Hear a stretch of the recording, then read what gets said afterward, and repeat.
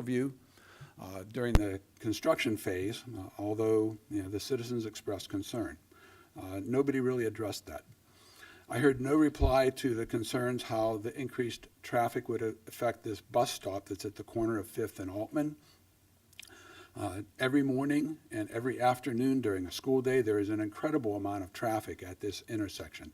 There is extreme congestion there as people park their cars to pick up their kids or to drop their kids off. There's literally no room for a heavy construction truck to get through that intersection during these times. That's a time when men go to work. How are they going to get through there to the development? The failure to address these concerns in the traffic impact report and at the Planning Commission meeting seemed to me to violate the Pennsylvania regulations regarding traffic impact studies. The next thing I want to address is the refusal of the developer to comply with the request made by the Planning Commission to prepare a proposal with access onto Brush Hill Road.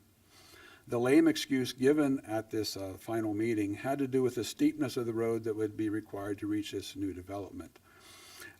This is true if you do not change the proposed development. If you leave the development as a built-up sky island on the northwestern end, of course there is a markedly steep entrance road needed. If you follow the actual contour of the land up that hill, a road is certainly very possible. It would require the developer to change his plans, probably put in a few less houses. But a road could come up that hill. It would not be any steeper than the road going to go from Castleview up into the development. The developer probably could have even tried to place houses along at least one side of that road. The houses would have had a sloped lot, as many of the houses in Altman Farm already do. But the developer did not want to change their plans to have fairly level lots up there, and so you have this crazy build-up with lots and lots of digging, lots of fill. It's going to disturb the contours of the land and probably disturb the drainage. The proposed road from Castleview into this road and development would have had about the same slope as the road that they're planning to put in now. My next concern has to do with remarks previously made by the police chief of North Huntington Township, who felt that this proposal was unsafe on a number of levels. It seemed that the Planning Commission ignored these previously made remarks at their final meeting because the police chief was not there. How many times does he need to say the same thing for it to be considered valid? My next concern has to do with stormwater drainage. As I said, I'm not going to be affected by that. But supposedly the developer of the Buena Vista plan followed the North Huntington Township ordinances regarding stormwater drainage. Despite this, since the completion of the plan, there has been a tremendous increase in the amount of stormwater drainage reported downhill from that property by all of the residents living along Castleview. I'm not an expert in this field. I cannot say why this happened, but I do not know if anyone from the township has looked into the problem of why this has happened. Our understanding of subsurface drainage is not perfect, but these residences along Castleview have been seriously affected. The township's ordinances have failed to protect them. Has the township looked to revise these ordinances or to change their guidelines to protect our citizens in the face of such a worsening incident in the future? This proposed development is even closer to these affected properties, and even a moron could look at the terrain and understand how drainage could percolate downhill through layers of sedimentary rock and come out along Castleview. It doesn't take much imagination. Sir, your time is up. Oh, Your time is up, sir. I'm sorry. Thank you. Our next resident is Billy Marody. As you come and state your name and address for the record, please. You got it right. 760 Castleview Drive. I just want to start a little background. I've lived in North Huntington since 1963. Luckily grew up in Pennswoods, a couple of streets from Mr. Gray, in fact. And on a dead-end street, it was a great place to grow up. And when I was going to buy a house, I wanted the same thing. And what was nice about Pennswoods, we have a little patch of woods between, Colonial Manor and Campbell's Court. It's nice. It's what's nice about the suburbs and about the plans. And back in those days, when they built Penns Woods, they put a ball field in. They put an area playground. Markview Manor, Ridge Road, they did all that. These days, it's all about the money. That's going to be houses it's going to take up. Okay. But going back to that, and when they had the Altman Farms, we were one of the first houses on Castleview. And Ryan Holmes told us that they didn't plan on building any homes back up on the hill over there. And if you know Castleview, when you go down 5th, you make a left. I'm up on the short end. I'm up at the highest point. Mostly everybody that spoke, they're down on the lowest point. Okay. When did they finish Buena Vista? 5, 6 years ago, maybe? Okay. All that land that was up above my house, let's say it ran like this. And Buena Vista came up like this. They would have built it. They would open up their sliding glass doors. There would have been a cliff. So they took all that dirt, okay, and this nice spread out land now was like this, okay. All that water funneled. In the spring, we had a lot of rain that year. I didn't notice it. My neighbor noticed it. He took a walk up in the woods. And actually, if you walk right through there, you come out 66.6 of the turnpike.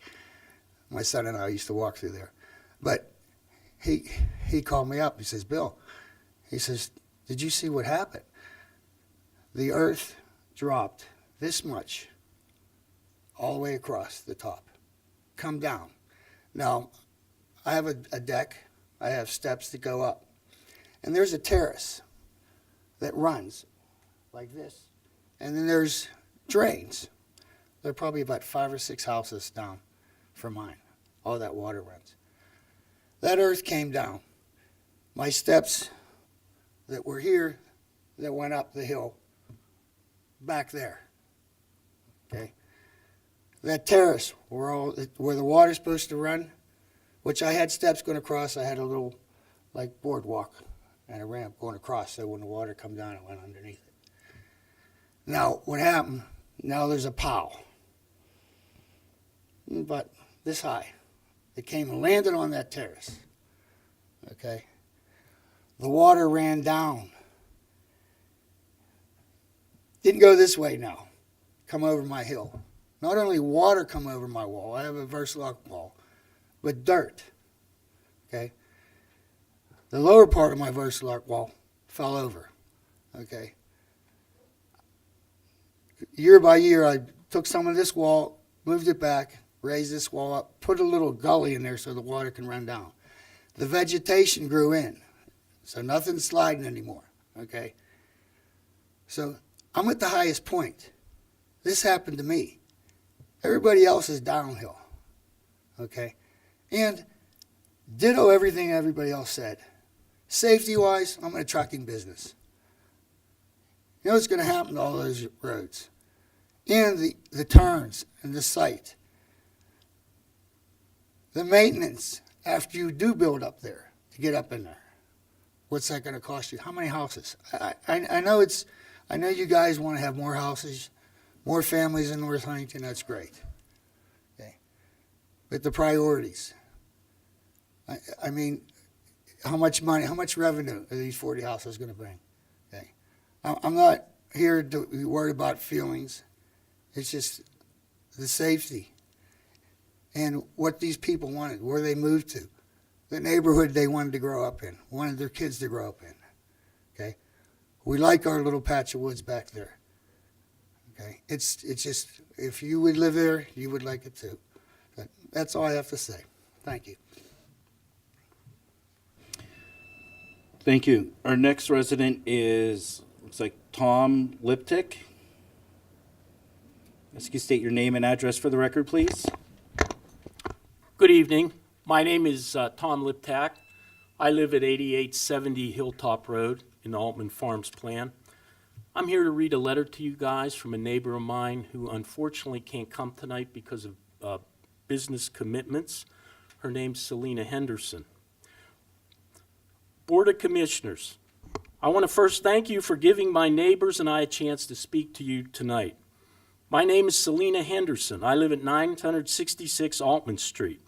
I want to emphasize that I work as a project manager specializing in civil, zoning, and permitting. I have experience with hundreds of jurisdictions throughout the nation. I will use that experience today to speak on the road and subdivision. My family has lived in Altman Farms before it was even Altman Farms. My grandfather built my mom's house at 970 Altman Street in 1959 and built my house at 966 Altman Street in 1994. I have lived in this home since I was born in 1995. We absolutely love living in this neighborhood. There's a sense of community in our neighborhood that causes us to never want to leave. There are multiple concerns that I have with the development of the road and subdivision and how it will impact not only myself, but my neighbors on Castleview Drive. Throughout the years, there has been constant concern about speeding along Altman Street. I can remember being a kid and my parents teaching me to never chase after a ball into the road, always looking both ways before going across the road. I have no doubt my neighbors have instilled the same rules with their children. In 2021, our neighborhood tried to sign a petition to have speed bumps or better traffic control throughout the neighborhood, which was later denied by North Huntington. According to the U.S. Census Bureau, on average, each household has approximately 2 vehicles, but can vary based on location and urban density. In my home, we have 3 vehicles and 2 people. I know many of my neighbors also have more than 2 vehicles per house.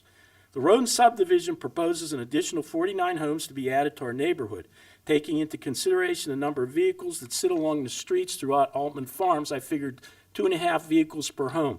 If the road and subdivision is approved, that would add an additional 122 vehicles.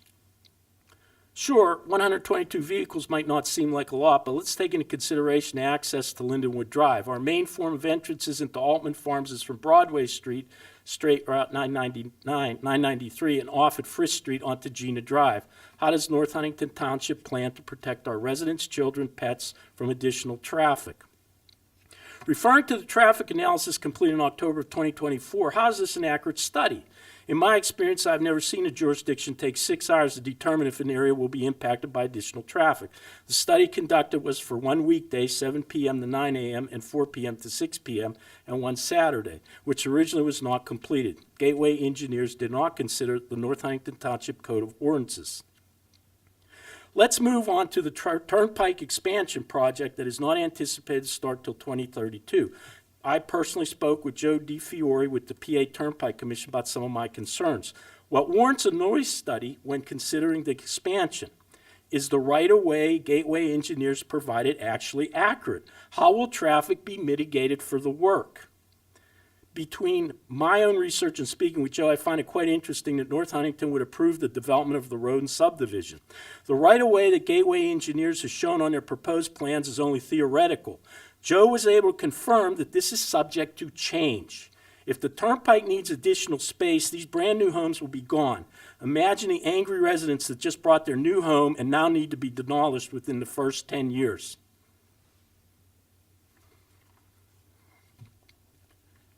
Say that Altman Farms doesn't experience any changes in traffic from the turnpike expansion. What about the noise? Joe with the PA Turnpike was not able to confirm if a noise barrier would be required and even studied. Most major work on a turnpike warrants nightly lane closures for work. I'm sure myself and all those new residents from the road and subdivision will love hearing excavators, pounding, drilling, etc. at all hours of the night. I am asking North Huntington Township to truly think of their residents. Why would you want this land developed and have your residents' backyard be in the turnpike? I'm not sure where all of you live, but I'm not sure if anyone would want to have young children have a backyard in the turnpike. My understanding is that Gateway engineers have performed calculations to assume the runoff will not be greater than the existing conditions. However, these are calculations which can be theoretical. It is hard to determine the actual impact the stormwater will have on residents on Castleview Drive until construction. I have formerly worked for Gateway engineers from 2018 to 2020. During my time there, Gateway was North Strabane Township's engineer of record. In 2018, Gateway was involved in a lawsuit regarding a residential development known as Majestic Hills in North Strabane Township. At this location, multiple houses were condemned due to hillslides that happened within 7 days. One small gap in their backyard turned into their homes going over the hillside. These homes eventually were demolished and a cement wall was put into place. According to KDK News interviews, those homeowners had to then pay 2 new mortgages to afford a new home. Since landslides are not covered under homeowners insurance, nor did they receive a payout as of 2022. The Gateway engineers were eventually removed from the lawsuit. However, their name was listed on all the construction inspection reports from where the development was built. This is not to say the Gateway engineers' fault, however, but it's a great example of calculations gone wrong. Thanks for your time. Our next resident, it's like John Carnaran, Carcaran, it looks like. I'm sorry, the writing's very small. I'm working on it. I'll get there. It's Josh Corcoran. How you doing? Thank you. Sorry about that. No problem. That's all good.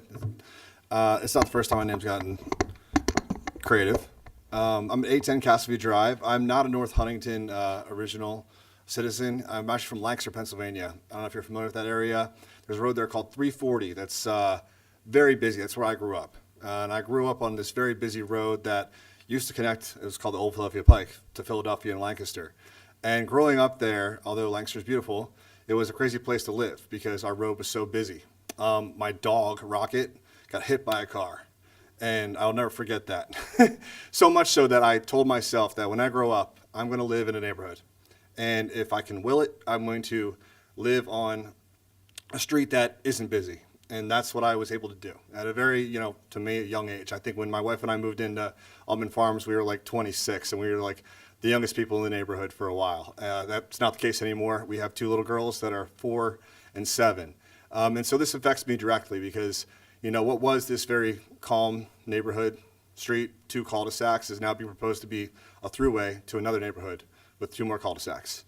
And at 810 Castleview Drive, we're facing the road that leads to Castleview. And so we are right on the intersection, and we see every day cars come flying through and missing that stop sign. And, we talk to our daughters about it, how to be careful out there to stop at the end of our road, but they're 4 and 7. And this extra congestion that's planned really scares us. I mean, everyone in the neighborhood here is very concerned for that. We've talked a little bit about the emergency response delays. According to the Pennsylvania Department of Transportation Handbook, neighborhoods with cul-de-sacs can face significant delays for emergency services that can have life or death consequences. For example, studies show that response times can be up to 50% slower in neighborhoods with single access points connected with interconnected streets. That's according to the PennDOT Connectivity Handbook. So right there alone with our 2 daughters, I'm thinking that this decision could change the response times to our neighborhood should something terrible happen. On top of that, we have traffic safety concerns. These bottlenecks that are caused by double cul-de-sacs create bottlenecks, and already our neighborhood, as is mentioned before, every street has cars on it. If you guys were to go there during Halloween, which is a great time for our community, the fire trucks are coming through, it was hard for them to navigate because so many cars were on the road. And we had a near miss during Halloween of a car backing out of a driveway because of a blind spot. My daughter was running ahead. It's Halloween. They're having the best time ever. A car comes out, and you can't see when you're backing out of your own driveway if there's a car on the street. So I'm proud to say I drive a 2010 Forester, but there's no backup camera. So it's always a concern when you're backing up because where cars are parked on the road already as it is. Beyond that, we've mentioned a couple times already that this neighborhood has given us some concerns. One of them is with Miranda Homes. And we've talked before about the fact that the Buena Vista development came in and promises were made, assurances were made that there was not going to be any flooding, and there already has been. Our neighborhood goes up a very steep incline, and we also face this flooding issue. Miranda Homes, as an example of who's going to be coming in here, currently holds a 1.9 out of 5-star rating on Consumer Affairs, with 65% of 223 reviewers assigning a 1-star rating due to poor customer service, unfulfilled commitments, and construction defects. On top of that, Gateway Engineers causes us concern as well.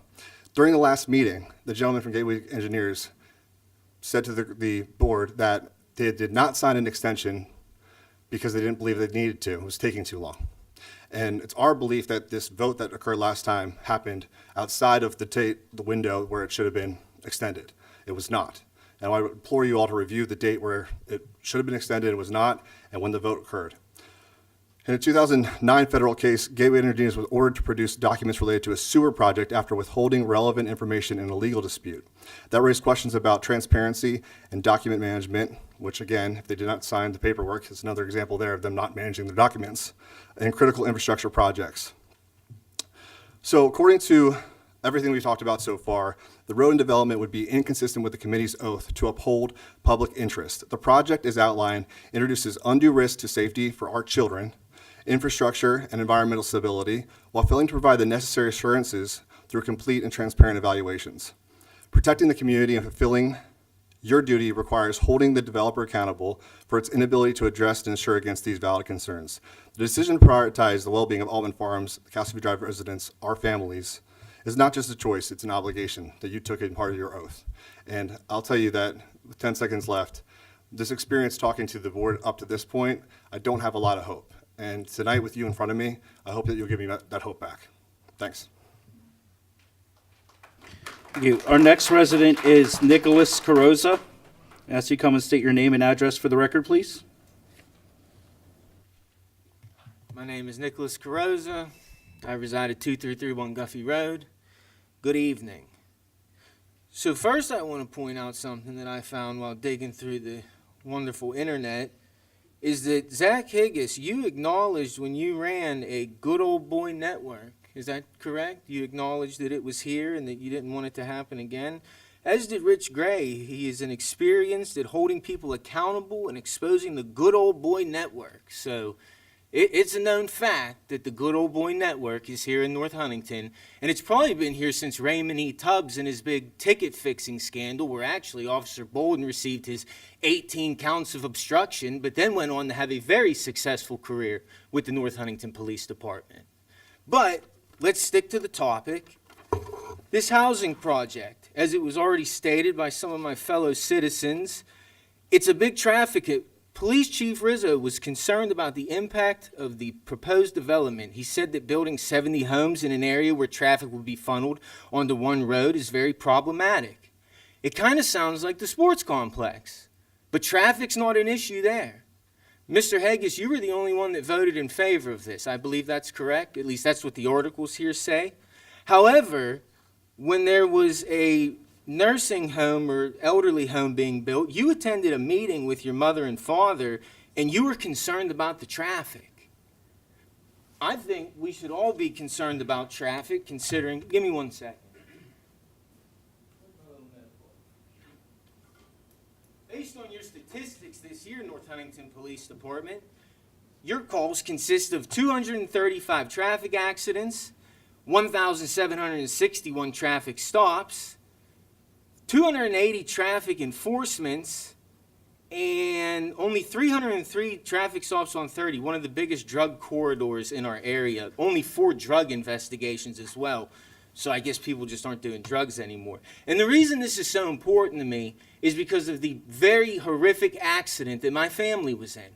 90 miles an hour. So here's where I want to start. Harry Falk. Paula says hello, by the way. You know Paula from Clarksburg. I want to know how the hell Harry Falk got the job here, considering the township manager is an extremely important position. You make over 6 figures. Is that correct, Harry? Nod your head yes. So when your mayor at Clarksburg was reached out to and asked about you leaving there to come here, do you remember what his comment was in the paper? I'm very disappointed and disheartened to hear that, Marino said. If that's the case, then that's the case. You abandoned an entire city of people and didn't. I quit Burger King, McDonald's jobs with more dignity when I was a teenager in high school.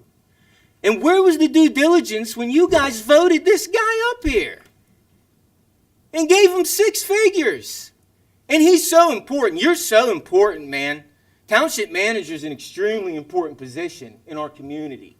And you can't even tell those people that you're going somewhere else. I think you were offered something, and you ran up here, Mr. Falk.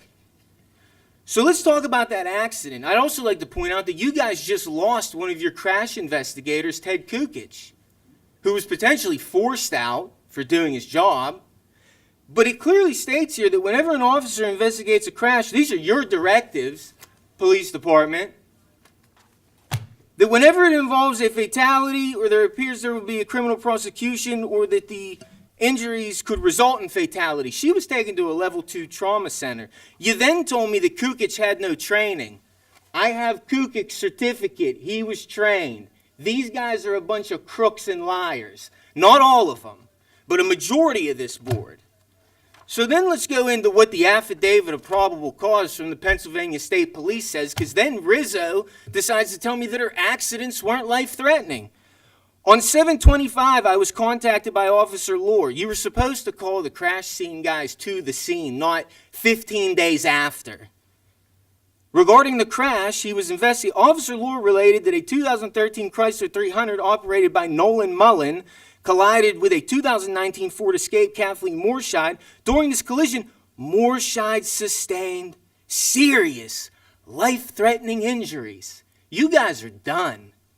You guys are done. You better pick, is traffic a concern or is it not? Because you don't just get to say it's a concern with this project and not with this project and we're worried about these people. You work for us. And you sit up there like you're the goddamn godfather. Hands up like this. Oh, my time's up. See you guys at the next meeting. Our next resident is Alan Silverio. So you come and state your name and address for the record, please. Hi, my name's Alan Silverio. I live on 149 Skellytown Road. I just wanted to speak real briefly about the changes to the proposed agenda format mentioned in this evening's agenda, specifically the part about moving citizens' input regarding non-agenda issues in response to all citizens' input matters to the end of the commissioners' meeting, if I'm understanding that right. My understanding, according to this agenda tonight, that after the introduction to these meetings, citizen input will be allowed regarding agenda matters listed on the agenda and will be allowed before moving on to the work topic sessions. And then they'd end with citizen input for non-agenda topics and the response to citizens before adjournment. I foresee this being a potential issue. Who's to say that the work session topic could be filibustered before we even receive citizen input? Why should citizens have to wait potentially for hours to comment and receive a response about agenda and non-agenda matters? I understand that we got to keep it to North Huntington matters. But getting back, the hierarchy of the township lists the residents at the top. Being at the top, I think we should kind of be treated as such with priority and respect in the way that allows us input at the beginning of these meetings, followed by your responses. And I obviously agree, meetings must be conducted pertaining to the First Amendment, Sunshine Act, and relevant laws, and we got to have order in here. Again, I want to bring up a few examples recently of citizens who came here to speak about topics that were non-agenda topics. There was the woman a few weeks ago about her homeowner's insurance. She was worried. There was a huge spike in it. She was worried about affording it, and she was looking for answers because the fire department had a lower ISO score, and that affects the home insurance rates. She was able to have a quick solution. Great. And then there were a few people, elderly folks, that were having trouble figuring out the change with the new tax collector, and one older gentleman received occupation taxes even though he was retired for many years, so that was quickly solved. Then another one was a lady came in a few weeks ago regarding speeding up, I believe it was Farview Drive, where the bridge was closed, abutting onto 30, which caused traffic redirection. A lot of people were speeding up there. Police officer Rizzo was able to speak and address the matter and have it fixed the next morning. This was great. So many of these residents were elderly and were desperate to get an answer. I don't think it's right or fair to make people wait for feedback. And I'm against this measure as of now, but would be open to hearing ways to make the agenda process more efficient and effective for all township stakeholders. Thank you for your time. Thank you. Our next resident is Barry Limpo. As you come and state your name and address for the record, please. Hello, Barry Limpo, 960 Castleview Drive. Thank you for taking the time to let us speak and voice our concerns, specifically around the road and subdivision as proposed. I'm not going to repeat all the points that everyone else has made. I agree with everything that they've said so far, but I did want to just briefly read an abbreviated version of something out of our ordinance under 404.1, where it says cul-de-sac streets are permitted, which are a minimum of 250 feet. Okay, I'll skip down through here.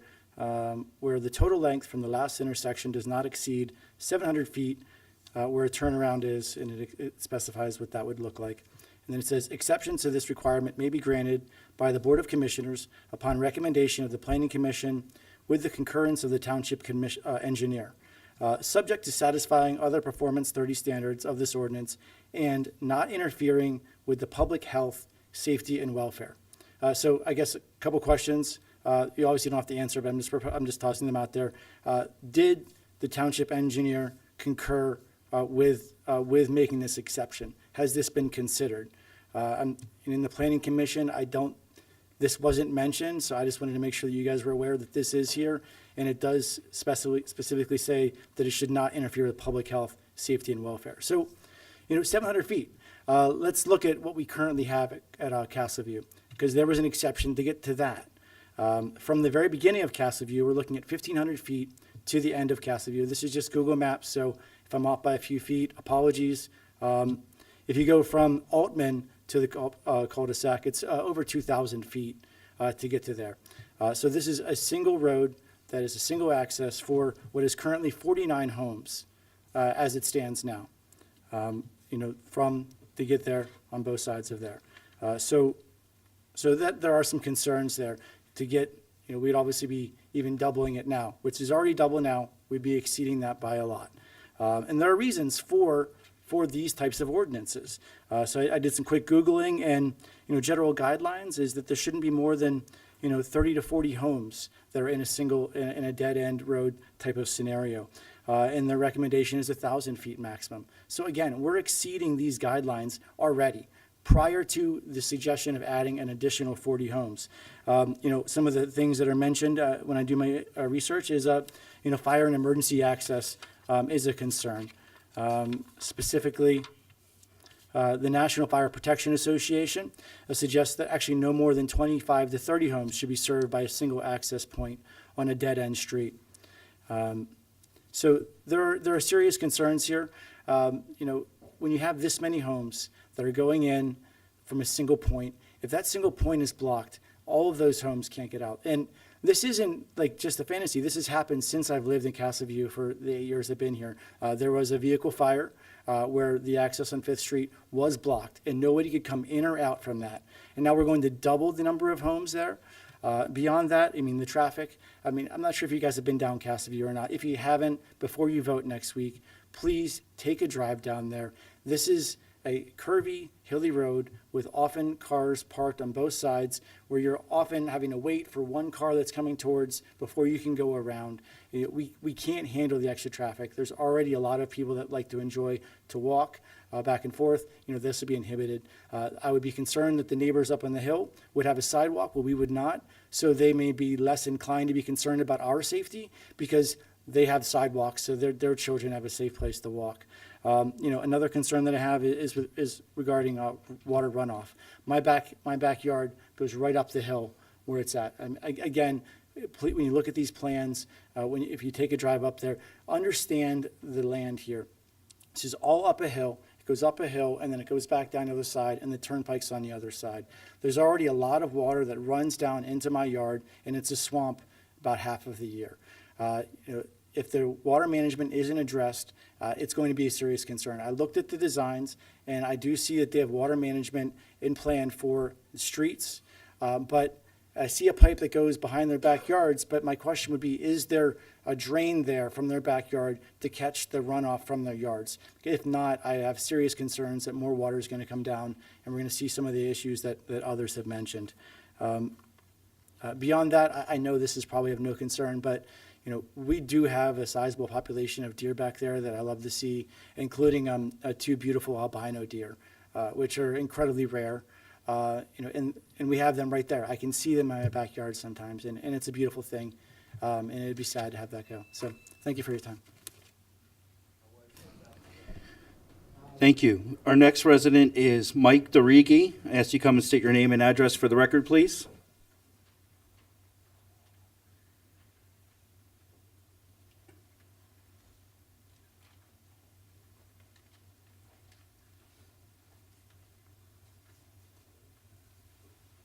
My name is Mike Dorigi. I live at 541 Janet Drive, North Huntington. I have a couple issues. One is related to my Janet Drive property. The other is I'm here to represent my son tonight, 470 Brownstown Road. In case anybody doesn't realize where that's at, that's the red barn down there on the corner, Brownstown and Brook. So I'm going to, being I'm there, I'm going to address that issue first.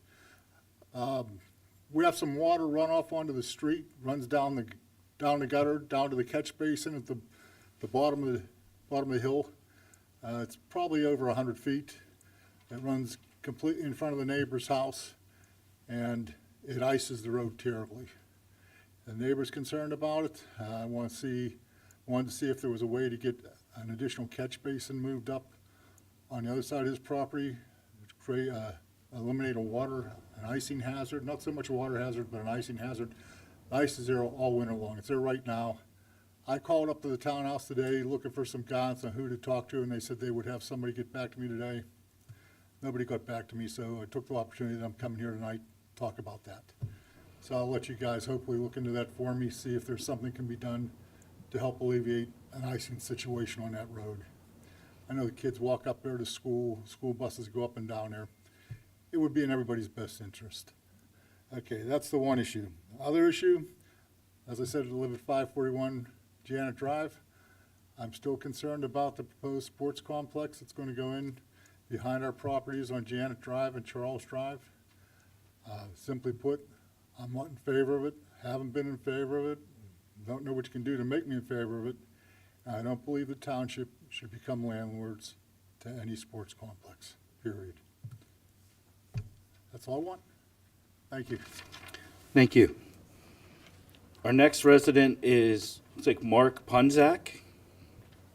Ask you come and state your name and address for the record, please. Hi, Mark Punzak. I live at 911 Castleview Drive. I think my fellow residents of Castleview Drive or Altman Farms have done a really good job of bringing our concerns to light.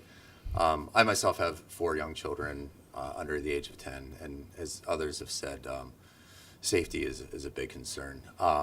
We don't have streetlights, we don't have sidewalks, and then we have cars that commonly park on the street, so then oncoming traffic has to drive around them. So it's already a difficult situation from a safety standpoint.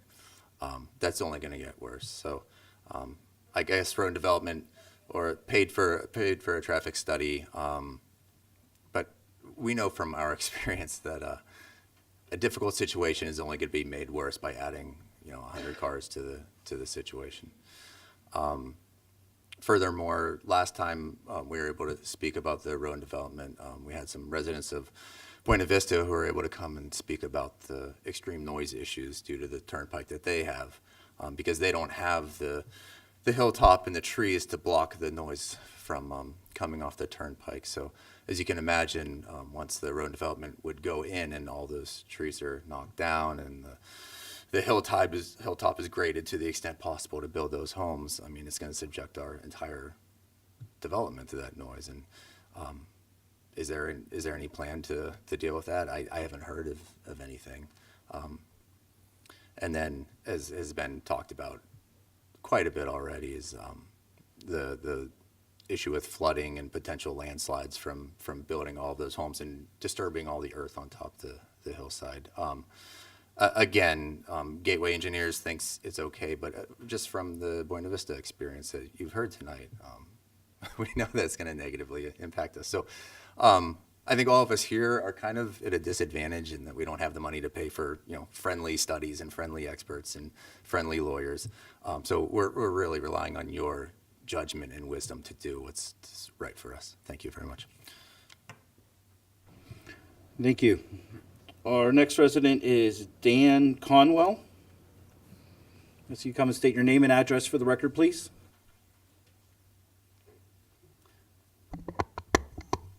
My name is Dan Conwell. I reside at 980 Castleview Drive. Thank you for your time this evening. I will not go over everything you've heard on more than one occasion here this evening, but I just do want to emphasize a couple points. Obviously, a safety concern for the water damage, not only to our homes, but the landslides as well, as I'm sure you're well aware of. I'm sure the Buena Vista plan met all the approved plans, but yet we still have water damage and the shifting of land. The noise factor. I've been a resident, have resided at 980 for over 20 years and have witnessed the increase in traffic on the turnpike, and with that, the amount of noise that has also come with the traffic. If the turnpike was to expand, it will bring even more increased traffic and noise. And the backyards of the new homes that are being proposed will be so close to that turnpike that they can reach out and basically shake hands with every car that goes by. Has there been a plan for possible sound barrier? The removal of trees that helped ease some of that noise are now starting to take place. A second entrance. We heard about a second entrance being considered from Brush Hill Road being too steep. Was there a second entrance considered through the Buena Vista area?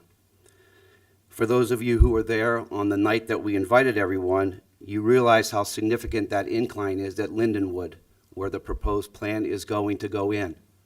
So you realize, if you remember back, how we had to basically help each other up and down that hillside to go witness everything that's taking place. The traffic survey. In my mind, a bare minimum was used to utilize that traffic survey. Was a survey performed also on all entrances to Altman Farms? Meaning, was there a survey at Altman and 993, at 5th Street and 993, and at 1st Street and Gina Drive? The significant increase in traffic on Route 30, as you're all aware of, between North Thompson and Norwin Hills Shopping Center, now we're asking for another 100 or so cars to be coming into the same area. Safety. I too am worried about the safety of everyone in our neighborhood. The emergency responses to this area. There's only one way in. As I was setting up for the wonderful Halloween festivities, a Westmoreland City fire truck came down past my home to turn around in the cul-de-sac. It took them 5 turns, and there was not one car parked in the cul-de-sac. When this all began, Police Chief Rizzo minced no words that this would not be beneficial at all for emergency responses and routine patrols. Busing, and I'm talking about school buses. As an employee of Norwin School District, I have access to the transportation procedures, which have been forwarded to this committee before. I have a copy if you'd like another one. No other cul-de-sac in the township has a bus that goes down through it. And now we're proposing a bus come down to make a 3-point turn on Castleview Drive. Why is Castleview Drive such a special road for this to take place? Also, at that proposed turn, this is probably the closest proximity to the houses that have the youngest children in the neighborhood. Very dangerous situation. Also, there is not a level area for this bus to execute this turn. You can only imagine what it would be like in inclement weather. Has First Student Supervisor actually visited the site where the turn is being proposed, or was the response just, we can make that happen? I thank you for your time, and I Flashback to about a year ago when this all began, and the vote to turn this plan down was made without hesitation. I don't understand why this is still being considered. We have researched long and hard when we first moved here to find a place with green space. Why is this town turning every piece of green space into cement? Please, please listen carefully to the current residents. We have lived this. Thank you.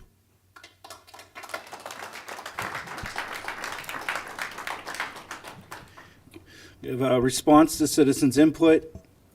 And we had a number talk about the Roden subdivision revision. Without objection, we can discuss that whenever it comes up in the agenda. If I may. Folks, I'd just like to say thank you so much for doing your due diligence. You brought great, wonderful information here, and it wasn't emotion-based, it was factual. And I really, honest to God, appreciate you coming here with your facts and with the things that you are saying to support your side of the story. I applaud all of you for doing that. I really do, and I'm grateful. And this commissioner will sincerely take everything that you have said very, very deeply and with great thought. But I just wanted you to know, I hear everything that you're saying loud and clear, each and every one of you. I really, really do. And for this guy, none of it is taken lightly. Thank you.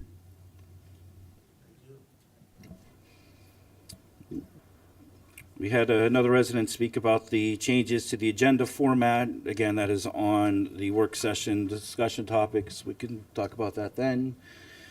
Does any other board member have anything else for response to citizens' input? Okay, moving on to the work session discussion topics. Manager Falk. Item number 1, the straw pump volunteer fire department tax funding. Previously at the last meeting, Commissioner Hempel wanted to take back some of their tax money. Solicitor Dice was going to look and to see if we can actually do that, and if we can't, the other options are, there are guidelines that the board does approve. Last time was about 20 years ago, so you can set those guidelines on how they want to spend that money. Or when it comes time to disperse it next year, in the middle of the year, the board can vote not to disperse those funds to that fire department, however they want to address it for the future. So I did research the issue. Because it is technically their money at this point, it has been given to Straw Pump. If the chief and their board would agree, we could do a memorandum of understanding that we would take the money back, and I'd detail how we'd take it back and leave it in escrow, and how those funds could then be removed from that escrow account. By my understanding is the other chiefs were going to be running that portions of Straw Pump, and I'd write it in a fashion that and I believe it was 3, correct me if I'm wrong, other chiefs. There's 3 chiefs. We're here, yeah. So, but the Straw Pump has to agree for them to give us the money back, that it wouldn't be ours, but we'd hold it in escrow for then the 3 chiefs and their departments of how they're going to delineate to use that money to maybe get back on their feet. Otherwise, we cannot, because that's theirs. At this point, that money has already been given to them. There's no way that we can return it back unless they consent. Now, I know the chiefs at the last meeting indicated that they were all kind of in agreement with that, and I could sit with them and draft up some type of memorandum along with, and I'm not sure who runs Straw Pump, because it's Straw Pump that has to sign off on, not the other 3 departments. Do you understand what I'm saying? So if their Straw Pump says yes, I would still have the other 3 chiefs sign off of how we're going to address those monies, and I would recommend all 3 chiefs have to sign off on something, so that you have those checks and balances to make sure that nothing's being spent inappropriately, because eventually it would be written that if they get back and get the rating that they need, the money would then be back in their pot. If that makes sense. Yes, it does. Although, I have to make a comment because of some investigation, and there again, I'm with the fire department, and the chiefs that sat here in our meeting, as we discussed, they all agreed with it. But right now, at Straw Pump, they have no chief involved with the fire department. So we don't have any representative from Straw Pump at all that we could. They have a president, A but president. Yeah. So I would require the president, and again, it would be they would have to vote on this and get authority, but the president would have to get authority to be able to sign off to say, yes, North Huntington can take these funds back and hold them on their behalf and allow these other 3 chiefs to go forward and use the money appropriately until Straw Pump gets back into the rating, back to the appropriate rating. the only reason this came up initially was because it was taxpayers' money. And last year they've, according to the audit, spent $23,000 with like $400,000 in their account. The initial thought process was if Straw Pump would be able to buy a new fire truck, they were hoping to use the majority of that money to purchase a new fire truck. But with the situation, and there again, it's heartfelt, where our volunteerism is going, we don't have the manpower. Straw Pump would be the first to tell you in any fire department, we don't have the manpower today. They said they could buy a new fire truck, but they don't have the manpower to operate it. So with that, the discussion was to bring some of it back, not to use it, just to kind of freeze it until, in hopes, they could get their ISO rating to a standard. Yeah, and what might happen though is now we have this money, we have it in escrow, and they don't get their rating. So now we're holding this money, and we have to look at what lengths or how long do we hold it, because if we're just holding it, eventually it has to go back to somebody. Does it come back to North Huntington? Does it get split to a proportionate share to the fire companies that are then taking over Straw Pump? The unknown of whether or not they're going to get their rating or not is going to have a very lasting effect on how that money then goes back or gets redistributed, if they're agreeable at all. But they have to be in agreement. We don't have authority to take it back. Even though it's taxpayers' money. Even though, because it's their money now. It's like a gift. I don't want to characterize it, it's not legally a gift, but as the idea is, that money is now theirs. We donate that money to them. We have no control over that money unless they agree to give us control over it. I would then like to see the chiefs get together, maybe with you, discuss, if there is a president at Straw Pump, maybe to discuss what needs to be done at this point. And if it does require maybe next year we hold their funding, that could be a decision that the chiefs could make. Okay, no problem. Yeah, I would not feel comfortable taking that money back either, since they have it. I think moving forward, if they do not have, and I believe right now they do not have a department that is active, correct? I think moving forward, I'm okay with not giving them next year their portion of the money, and just holding that. And if they don't have an active department, but I agree, I don't like taking money back and holding it in escrow right now. I don't think we should get into that. The only concern, Commissioner Zona, was I guess the resolution that the chiefs came up with, and there again, that's not on a topic for discussion, but they come up with a resolution that they could spend up to $10,000. And then anything over $10,000, they'd have to come for approval from Manager Falk. The concern that I've been hearing is they could spend $9,999 today, $9,999 tomorrow, and then we don't have any control of where that money went, for any type of a usage for whatever they might be buying. So that was the thought process to bring some of the money back so they, not that they would do that, but if it could happen. That's all. Is it correct, though, at this point, technically, they are allowed to spend that money? Yeah, they are able to spend that money, so, and it's Yeah. their money. Yeah. So we can't extend our arms to that. It's not ours to control. You know, and I get your point, and ethically, and why we want to have a checks and balances to make sure that things aren't spent incorrectly. But that's on that board and that group. And if they choose, again, if they want to volunteer and say, yes, we'll allow North Huntington Township to hold an escrow, and whether it's a $10,000 threshold to get permission, you know, but that's up to them, and they have to agree to that. Otherwise, we have no authority to go in and say, give this money back.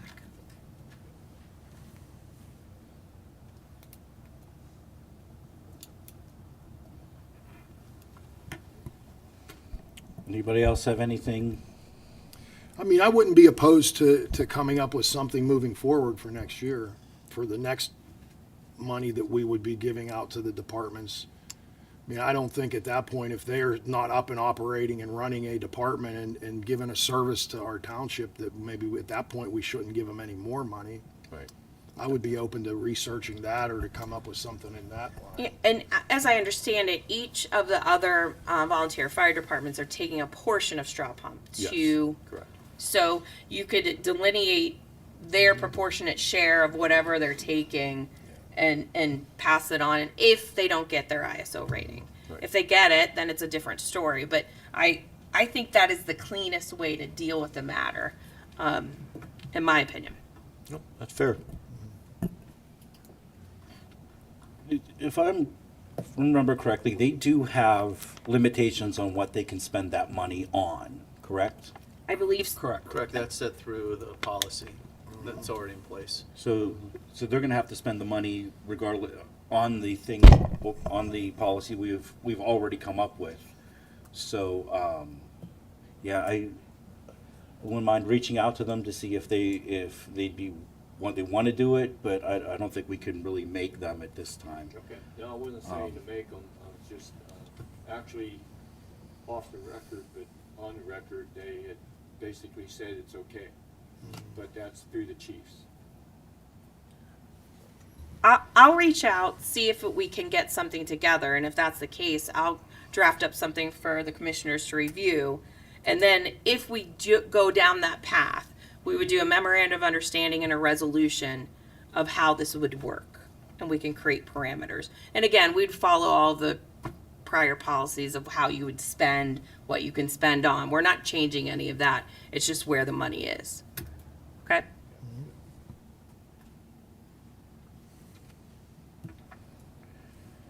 Anybody else have anything for discussion on this matter? Think we have some direction at this point? I have a few things. Number one, Straw Pump still has an active fire department. They are answering calls. I agree with Commissioner Zona that I don't think it would be proper to try and get that money back. Right now, it is their money. Any money they get from the township comes from the fire tax and foreign fire insurance, which we hand to them. We're conduit for them to get that. Other than that, we pay their workers' compensation, their vehicle insurance. Those are items that can be discussed for next year, but at this point, I would not consider taking money back from them. So, that's all. Thank you.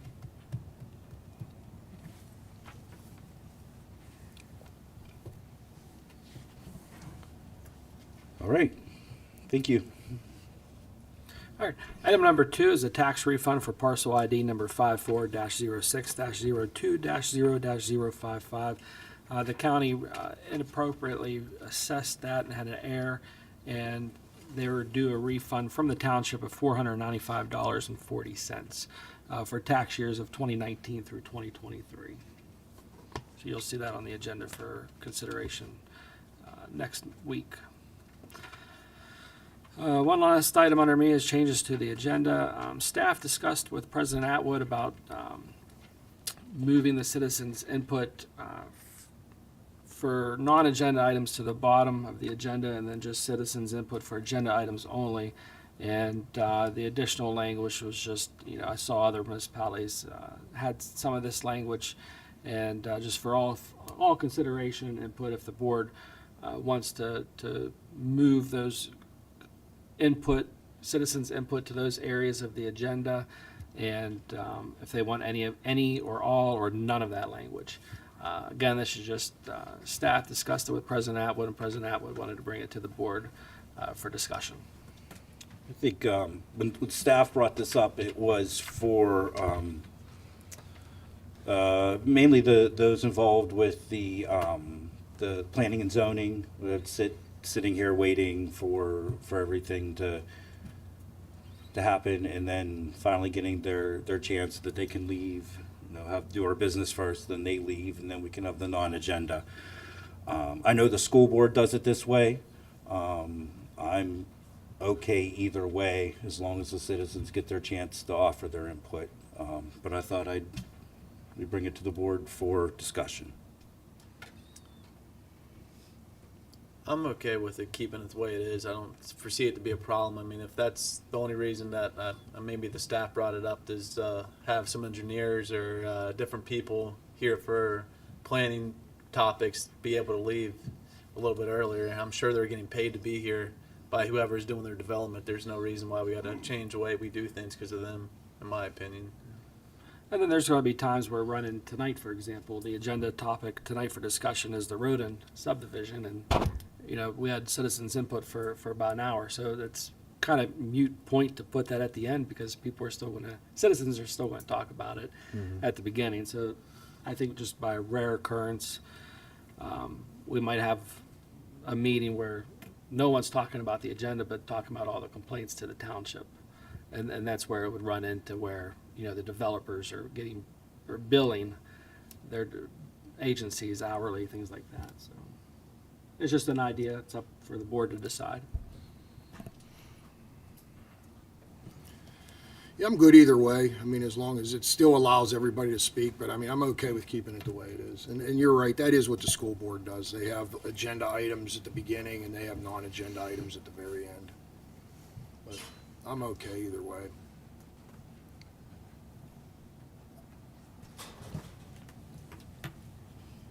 I'm okay with leaving it like it is. Yeah, I am also. I'd like to just keep it the way it is. I could go either way, whatever the board decides.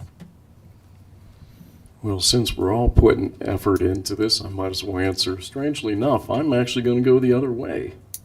Hold on, I take notes. Don't say your name. Alan Silverio. Yes, sir.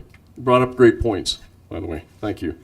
I have a tendency to believe that agenda versus non-agenda seems to expedite things for the folks. I know there's a lot of folks that don't want to sit through massive amounts of lecturing and talking and conversing back and forth. I'm actually in favor of replacing the citizens' input to what Mr. Silverio, if I heard you right, I am going what he recommends. I do like that idea, and I'm going to go that way and be the oddball guy out, and I'll stand with Mr. Silverio by ourselves in the corner. Thank you. All right. I have a consensus to keep it the same. All right. That's all I have, board. Thank you, Manager Falk. Next, we have planning and engineering topics. Director Andrikovich. We have 3 items up for discussion tonight. We'll start with Sheets, Site Plan 09 of 2024, the North Thompson redevelopment of Sheets. This major land development was approved back on October 16th, 2024. No variances, modifications, or waivers were formally submitted during the initial application process, although modifications were included on the original site plan. We ask that sheets come back through the Planning Commission and Board of Commissioners to have the two modification approvals formally on record. Let's see here. So modification request number 1 is under the grading ordinance. They're asking to have the vertical face of the wall 20 inches from the property line when the ordinance calls for 36 inches from the property line. And there we go. Okay. That's it highlighted there in the yellow. Modification request number 2 is out of the Saldo. They're asking for a 2-foot curb radius when the curb radius is 5 feet. It is alongside the drive-through and the trash. They're saying that no vehicles are going to be maneuvering around that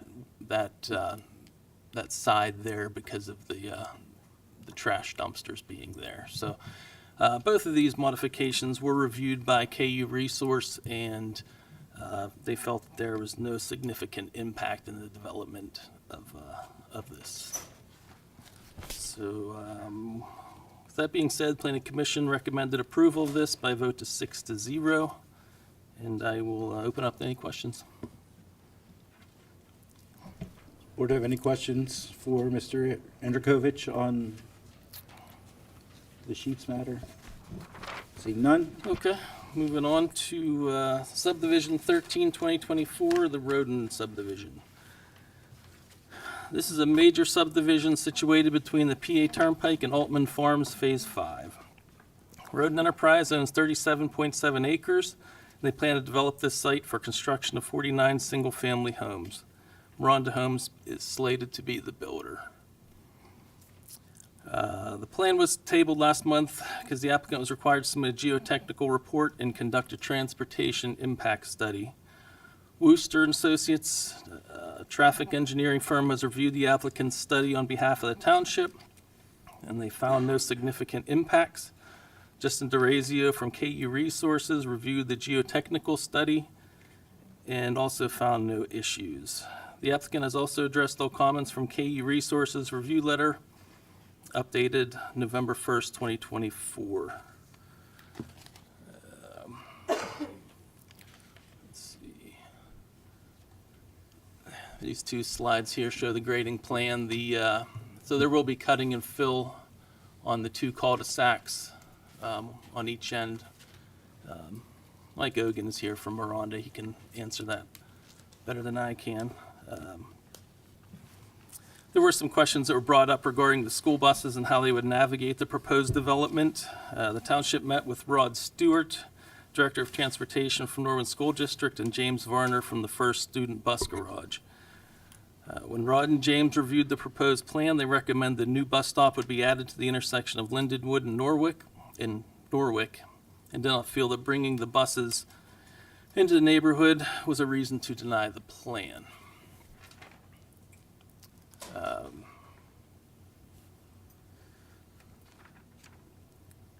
December 2nd Planning Commission meeting, they recommended the plan approval by a vote of 5-1 with conditions.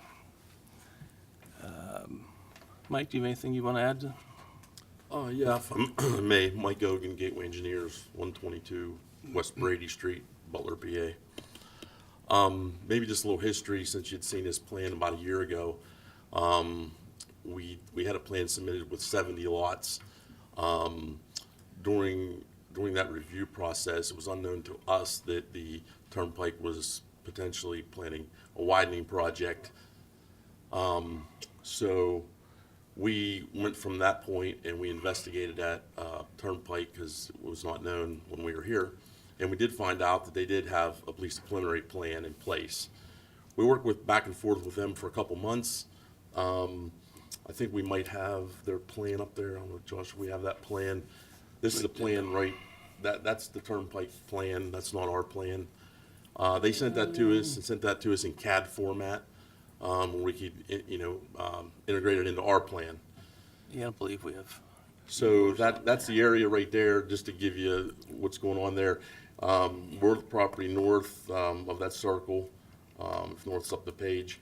The tan color is about a little over 6 acres of land we determined that they were going to need to widen potentially the turnpike, install an access road, and a stormwater detention pond. We talked about sharing a stormwater detention pond. They did not want to do that. They wanted to have it all independent. So we redesigned the plan and went from 70 lots, and that's how we arrived at the 49 lots that were on the plans that were submitted. So that's the background on the major plan change. Maybe just some other things. Worked with Turnpike Commission, as I mentioned. This is R2 zoning district, permitted up to 148 units. We're proposing 49 single-family homes, 2 stormwater management ponds. Josh, we could get back potentially. There's 2 stormwater management ponds. They're proposed. One thing I didn't mention at the Planning Commission was the fact that the township, I don't know how long it's been in place, but we are in a 70% release area for stormwater management. So all existing flows are backed off down to 70%. And then with the ponds in there, the numbers are reflecting about 50% reduction in stormwater. So with that in the plan, the way we've presented it, we are proposing sidewalks throughout our plan, as well as street lighting.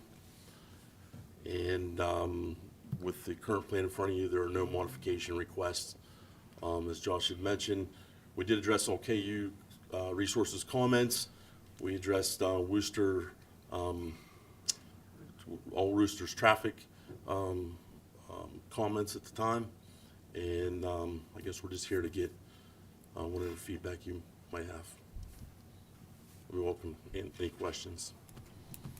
I have a quick question for you, sir. Can you address the issue that was brought up here by several of the residents? That's the issue of the possible second entrance off of Brush Creek.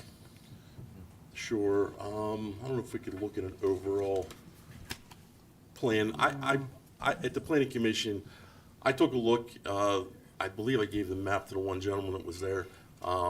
We ran a profile from Brush Hill Road up. Brush Hill, don't quote me, I believe the elevation's 60 feet lower than where we're tying in at the existing 50-foot wide right-of-way on Lindenwood. So we have 60 additional feet to climb to get into the project. I mean, if you could get up there and wipe out most of the plan and flat top it, you know, I'm not saying you can't get there, but it's just not feasible for this plan. In addition to that, we negotiated with the Turnpike, and the space we gave them, you know, what they needed for the Turnpike. So their basin's already planned down at the existing low point where there's an existing stream that runs along Brush Hill Road there. So really, with the property that they're going to condemn from us, there's just no room to get it up there. And then in addition to it, the 60-foot elevation change, it just doesn't work.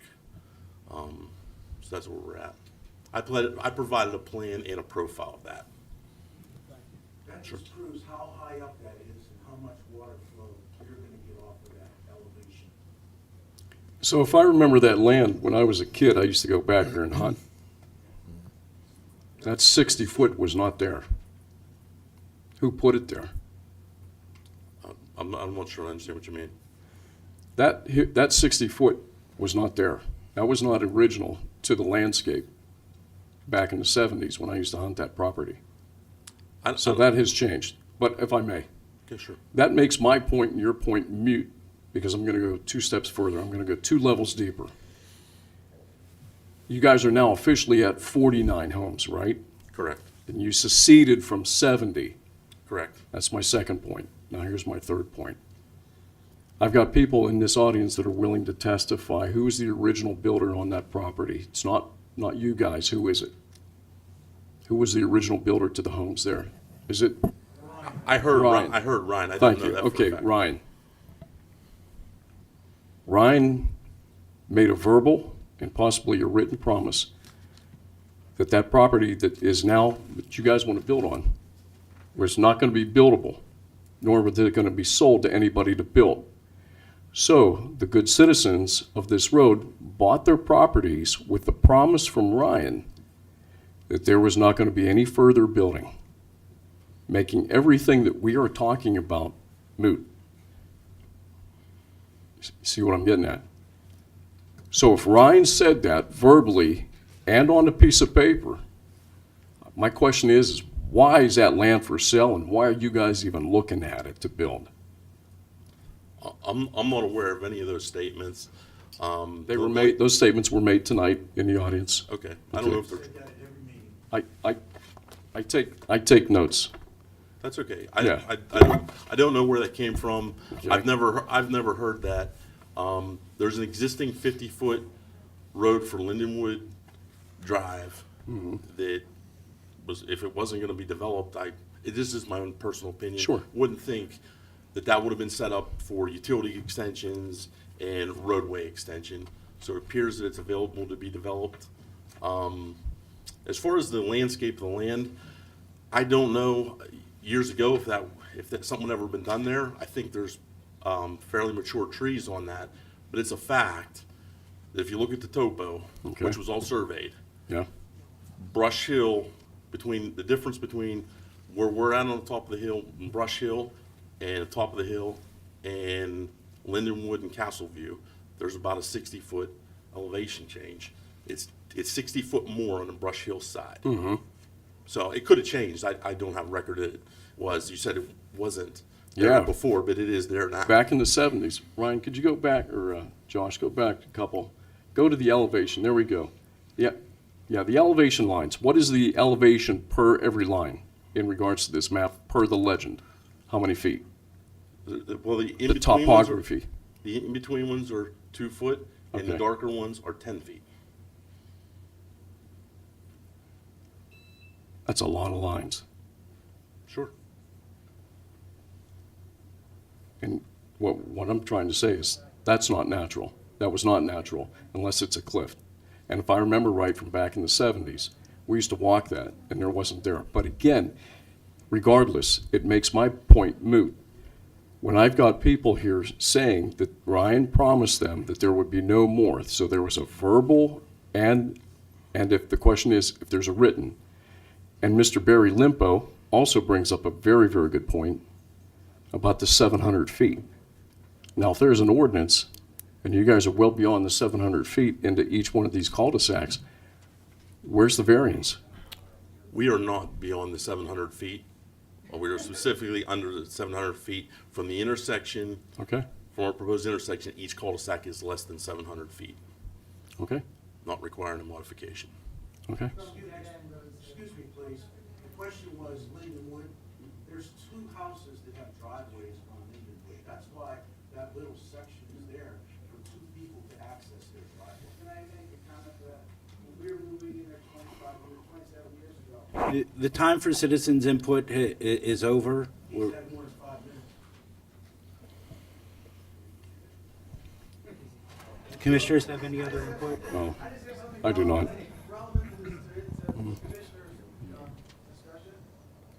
We were moving in there 27 years ago. That roadway, Lindenwood, was going to be a cul-de-sac. There was 4 to 6 houses around there. No more building past that. We inquired about building on one of those lots, and they said Brian decided not to develop that cul-de-sac at all. That's why Lindenwood is there now. I have the plans at home to show the cul-de-sac. Just to answer your point. And that is all I have. Thank you. I have a question regarding the traffic study that was done. It seemed, I've heard a lot that it did not, it really wasn't properly done, or wasn't, the due diligence wasn't there on the traffic study. Is this in the world of planning and zoning, has the requirement been fulfilled? Have they done their due diligence on this traffic study?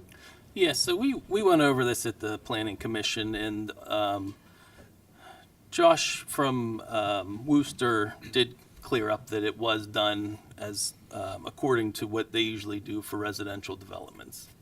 They didn't do anything different with this traffic study, so yeah, it was satisfied. Yeah, we rely on them. I mean, we trust that they are, doing what they're supposed to be doing. Just for the audience, is there a difference between traffic impact on a state road versus a county road versus a local road?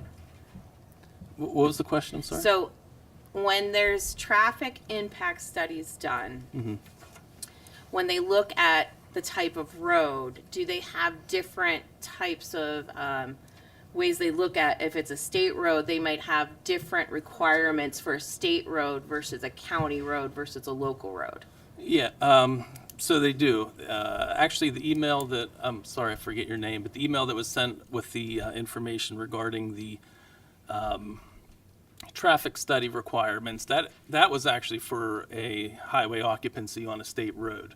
And I'm not an engineer, but there is different criteria that is required for state roads. And this is not a state road? This is not a state road. Okay, is it local? It is local. Local. Yeah. But the state can impact this through the turnpike, right? So it might not be on the front side of their property, but on the back side through eminent domain. Yes? With the widening of the turnpike? Is that No, it's not, Okay. because you would be talking about having the turnpike connect to this Okay. subdivision, and that's not what's happening. So because it's not a state road, they're not gonna look at the standards for traffic impact study for state standards. Okay. They're gonna look at it at different standards, which are lesser for local roads and county roads than they are for state roads. Okay. Thank you.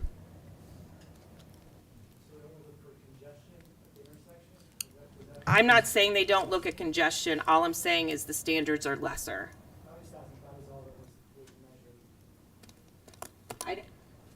I'm not, I don't know all of them. As a traffic engineer, we could ask, but I know that there is a difference.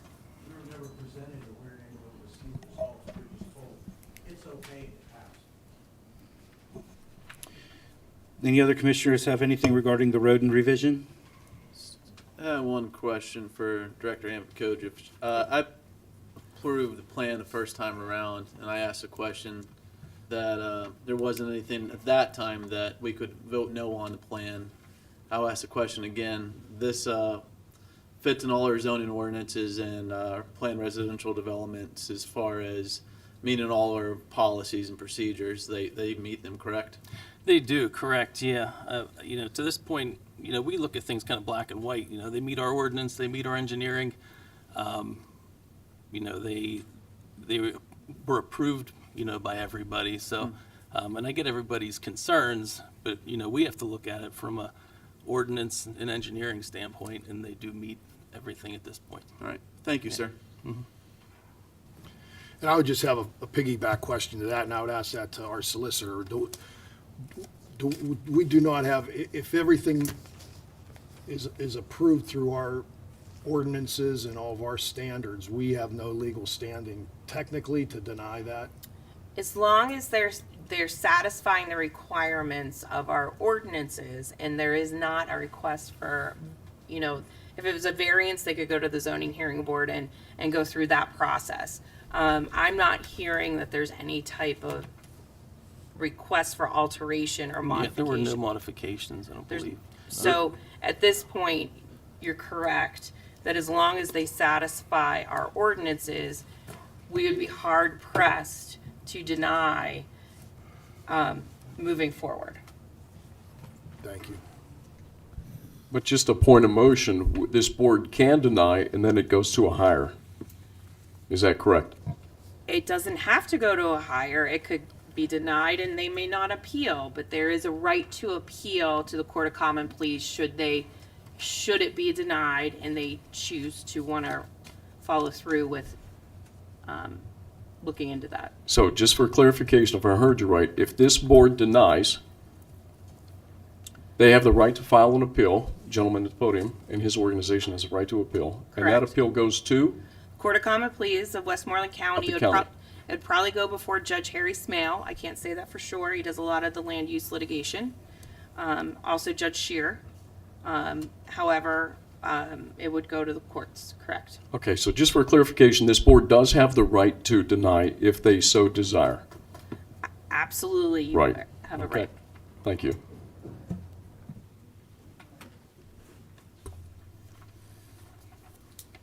Anyone else have anything on the road plan? No. Seeing none? Thank you. Thank you for your time.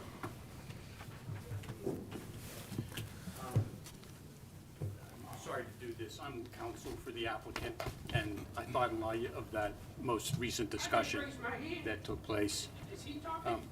He's a representative of the road and plan. I'll be very brief, trust me. In light of the discussion you just had, I just wanted to, first of all, let me tell you, I've been in your shoes.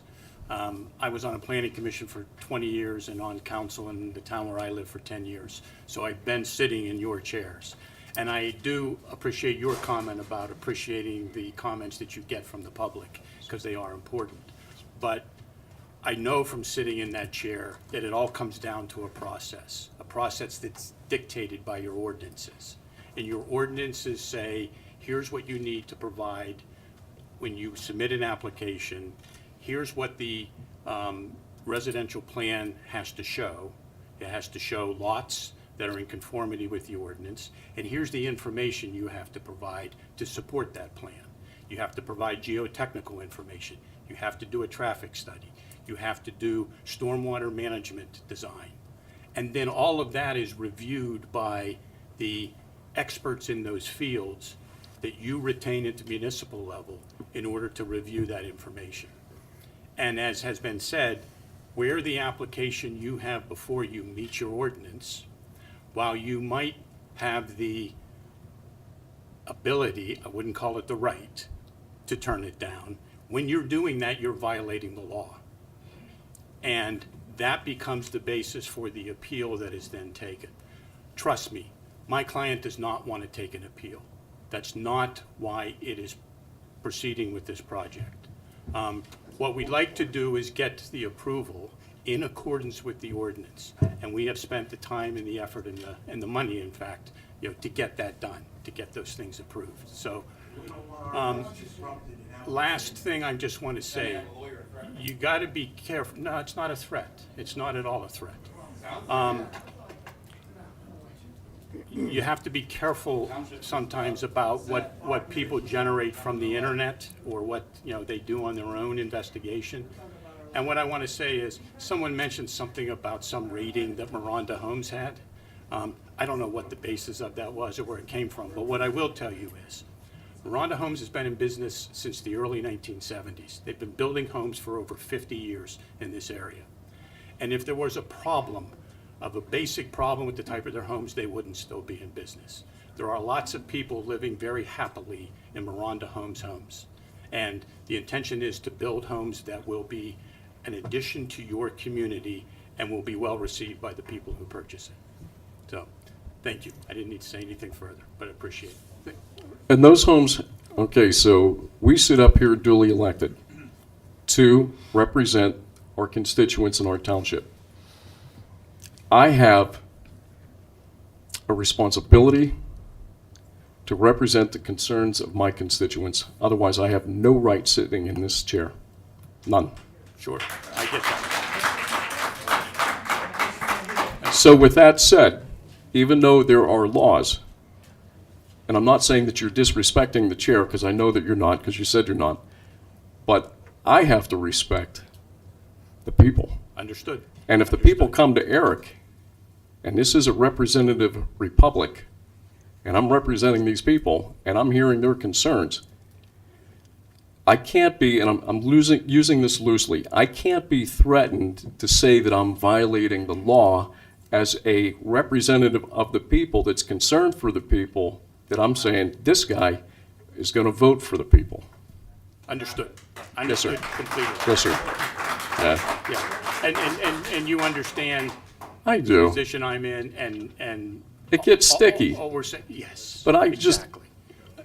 but, yeah. The point is, I think you have before you an application that is entitled to approval. That's what I'm saying. And you can vote as you think you need to.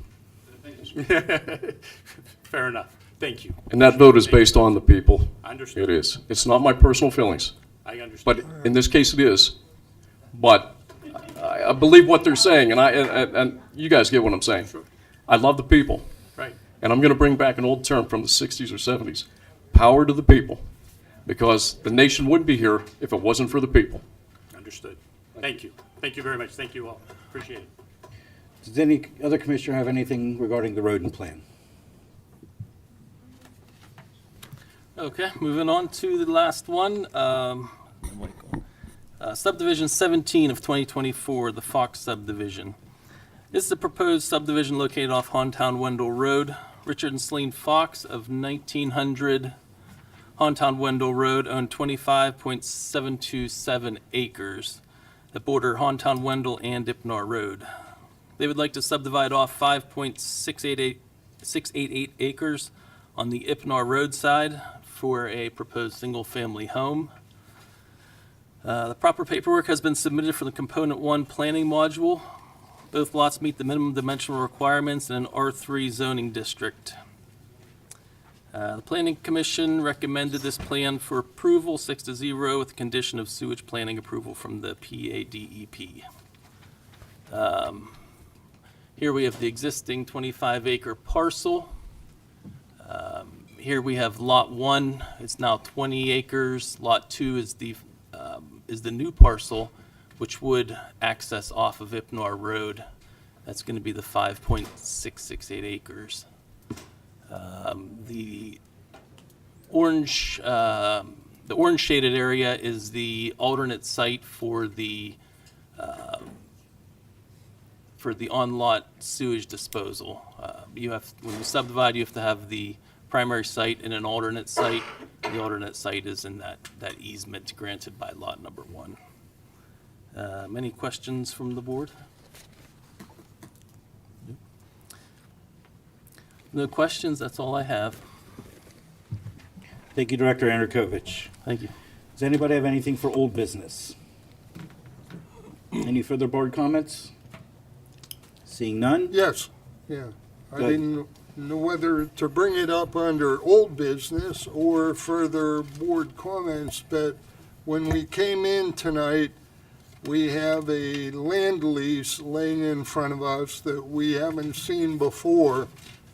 And I wonder, it looks to be about 35 pages or so, in very small type, by the way.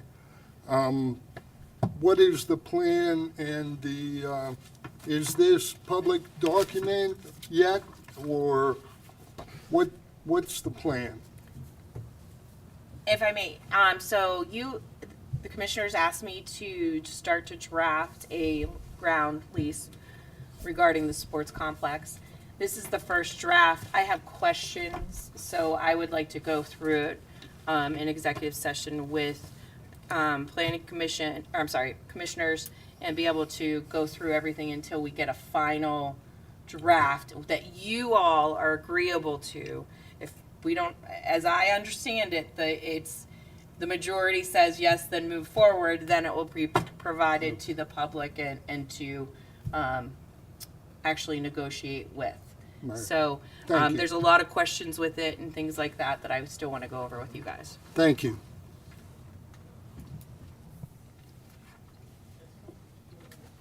Anybody else have anything? Motion to adjourn. Second. I have a motion by Commissioner Zona and a second by Commissioner Gray. Any further discussion? All those in favor by stating aye. Aye. Opposed? Motion carries. Meeting adjourned at 8:47 PM.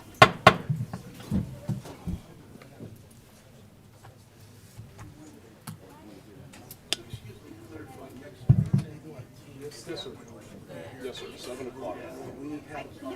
I won't be here next week, so I can't do it next week. You'll sign in at the podium just like tonight. Yes, please. Thank you, sir.